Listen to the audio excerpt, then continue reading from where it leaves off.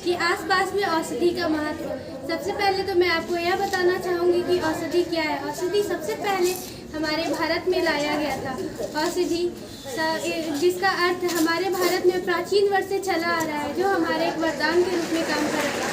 औषधि सबसे पहले इसका उद्देश्य है कि रोगी को रोग तथा स्वस्थ शरीर को स्वास्थ्य बनाए रखना। हमारे ये विटामिन बी होता है उसमें, और उससे खाली पेट पीने से डायबिटीज ठीक हो जाता है। मतलब डायबिटीज जो बढ़ जाता है वो कम होता है।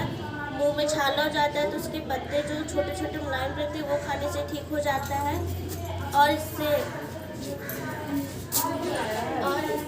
बीमारियों का खतरा कम होता है।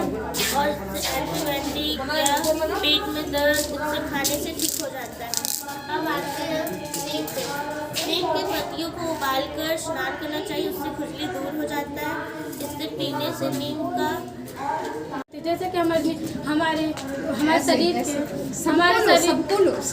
शरीर में बहुत सारे ऐसे योग होते हैं, जैसे कि बीमारी योग होते हैं। जैसे कि हम कोई डॉक्टर के पास जाते हैं तो कोई ये दवा कोई वो दवा। जैसे कि अगर हम घरेलू दवा को उपयोग कर सकते हैं तो उससे हमारे ज़्यादा शरीर को फायदेमंद है। जैसे कि नीम का प्रयोग करना चाहिए। जैसे कि आपको कोई बीमारी हो, जैसे कि ब्लड कैंसर में ये नीम को लिया जाता है। और क्या बोलते हैं, और हमें जैसे कि शरीर की खुजली में भी इसे गर्म पानी से इसे नहाने का योग कर सकते हैं। तो अब मैं चलती हूँ तुलसी का सेवन कर सकते हैं। क्या तुलसी एक माता ही मतलब पूजा ही उसे कर सकते हैं क्या? हम उसे उपयोग नहीं कर सकते हैं? कैसा नहीं, हम ये ऐसे उपयोग कर सकते हैं जो कि हमारे सेहत के लिए वो अच्छा रहे।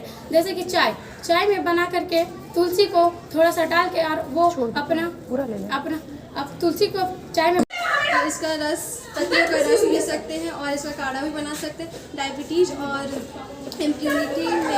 इम्यूनिटी की समस्याओं में इसका उपयोग कर सकते हैं।